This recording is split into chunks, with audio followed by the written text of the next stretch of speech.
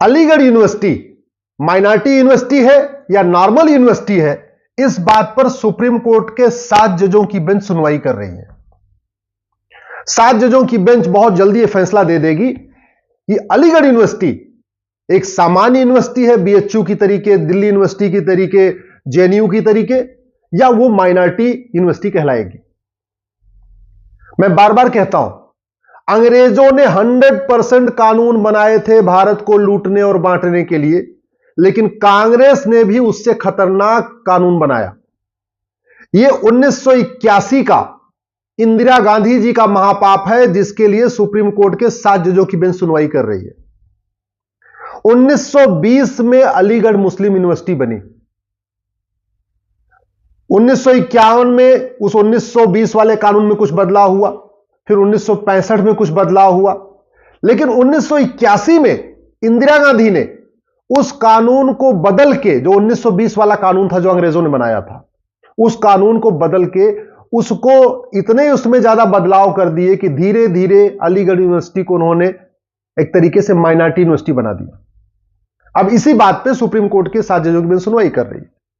हमारा यह कहना है, अगर 1920 की अलीगढ़ मुस्लिम यूनिवर्सिटी माइनॉरिटी यूनिवर्सिटी हो सकती है, तो 1916 में बनी बीएचयू वो मेजॉरिटी यूनिवर्सिटी क्यों नहीं होना चाहिए? इस देश का विभाजन रिलीजन के आधार पे हुआ, मजहब के आधार पे हुआ, यह कहते हुआ कि नहीं हम पाक हैं तुम नापाक हो, पाक नापाक के साथ नहीं रह सकते, इसलिए हमको अलग देश चाहिए, पाकिस्तान बन गया। और फिर वही मेजॉरिटी माइनॉरिटी का कॉन्सेप्ट। और वैसे भी माइनॉरिटी कौन है यह तो संविधान में कहीं लिखा ही नहीं है। 1% वाला माइनॉरिटी की, 2% वाला माइनॉरिटी की, 0.5% वाला माइनॉरिटी, कौन है माइनॉरिटी यह तो संविधान में कहीं लिखा ही नहीं है। माइनॉरिटी को कैसे आइडेंटिफाई करेंगे यह कहीं संविधान में लिखा ही नहीं है। यूएन की गाइडलाइन कहती है एनी ग्रुप और community which is socially, economically, politically non dominant and inferior in population, वो माइनॉरिटी है।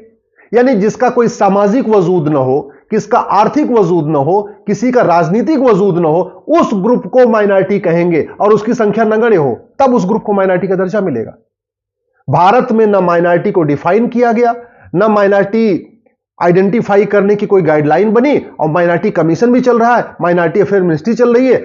अलीगढ़ मुस्लिम यूनिवर्सिटी के ऊपर भारत के टैक्स पेयर का 1,500 करोड़ रुपए हर साल खर्च होता है, 1,500 करोड़ रुपए हर साल खर्च होता है। ये 1,500 करोड़ जो आप जीएसटी देते हैं, इनकम टैक्स देते हैं, वैट देते हैं, टीडीएस देते हैं, टोल टैक्स देते हैं, रोड टैक्स देते हैं, उससे आता है। और इसके बावजूद कहने कि नहीं हमको तुझे माइनॉरिटी, हमको माइनॉरिटी यूनिवर्सिटी का दर्जा चाहिए। पहली बात तो माइनॉरिटी कौन है इसको डिफाइन पहले करना चाहिए।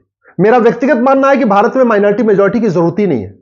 जब भारत को हमने एक सेकुलर कंट्री घोषित कर दिया 1977 में, ये सेकुलर है, और वैसे भी भारत के जितने भी फंडामेंटल राइट हैं सबके लिए हैं। आर्टिकल 14 इक्वलिटी बिफोर लॉ, सब समान है कहता है, आर्टिकल 14 कहता है सबको समान अवसर मिलेगा, सबको समान धार्मिक अधिकार है, सबको समान रोजगार का अधिकार है, सबको समान नौकरी का अधिकार है, सबको एक समान घूमने तक टहलने का अधिकार है, सबको समान पूजा पद्धति का अधिकार है।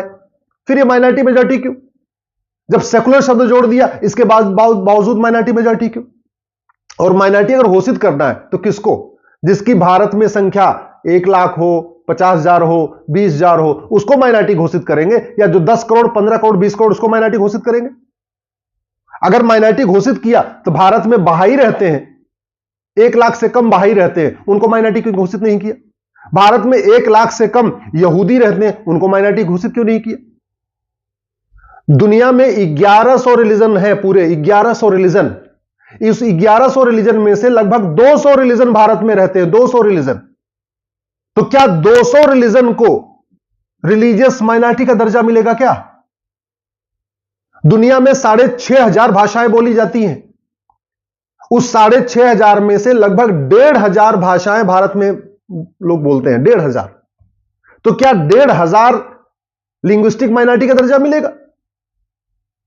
अगर रिलीजियस माइनॉरिटी का दर्जा देना है तो पहले तो बहाइयों को देना चाहिए, यहूदियों को देना चाहिए। 2-4 ऐसे लोग हैं जो सिंतों को मानते हैं, उनको माइनॉरिटी का दर्जा मिलना चाहिए। कुछ ऐसे भी लोग हैं जो काओ को मानते हैं, उनको भी माइनॉरिटी का दर्जा मिलना चाहिए। कुछ लोग दाव को मानते हैं, उनको भी माइनॉरिटी का दर्जा मिलना चाहिए। आखिर ये माइनॉरिटी का दर्जा केवल जो भारत के रिलीजन है उनमें दिया जाएगा, ये पूरी या सबको दिया जाएगा? पूरी दुनिया की 1100 रिलीजन को माइनॉरिटी का दर्जा मिलेगा? अगर लिंग्विस्टिक माइनॉरिटी की बात है तो जो भारत की लैंग्वेज है उसमें माइनॉरिटी मेजॉरिटी देखा जाएगा, या पूरी दुनिया की 6500 जो लैंग्वेज है सब में माइनॉरिटी मेजॉरिटी का दर्जा देखा जाएगा? ये minority commission, minority affair ministry, हजारों करोड़ रुपए का बजट जा रहा है साल का, 1500 करोड़ रुपए तक अकेले एएमयू के ऊपर जा रहा है। नहीं, हजारों करोड़